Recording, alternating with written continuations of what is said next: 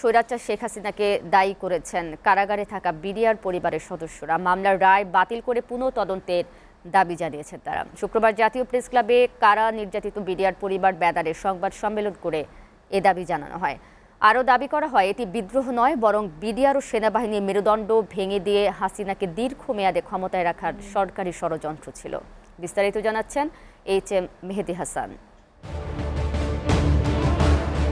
25 ও 26 ফেব্রুয়ারি 2009 ঢাকার পিলখানায় তৎকালীন বিডিআর সদর দপ্তরে এক ঘৃণ্য ষড়যন্ত্রে প্রাণ হারান 57 চৌকস সেনা কর্মকর্তা। স্বাধীন বাংলাদেশের ইতিহাসে রচিত হয় এক কলঙ্কিত অধ্যায়।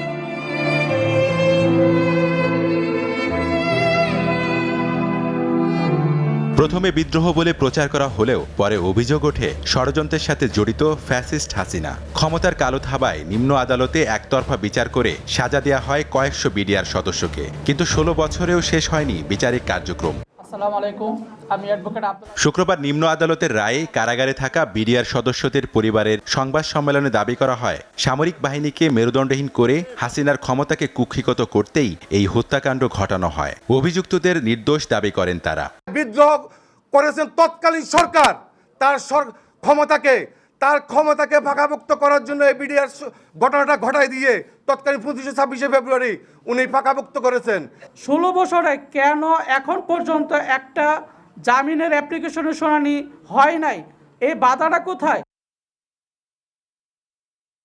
রায় বাতিল, বন্দীদের মুক্তি ও পুনর্তদন্ত সহ 8 দাবি তুলে ধরেন তারা। দাবি জানান বিজিবি নাম পরিবর্তন করে আবারও বিডিআর নাম দেয়ার। আমাদের মেসেজটা সরকারের কাছে যাচ্ছে না। কেন যাচ্ছে না? এই মামলার যে সকল রায় দেওয়া হয়েছে এই রায়গুলোকে বাতিল করতে হবে। কারাগারে থাকা নির্দোষ যে বিডিআর সদস্যরা আছে, বিভিন্ন মেয়াদে সাজাপ্রাপ্ত, তাদের সবাইকে অতি সত্বর মুক্ত করে দিতে হবে।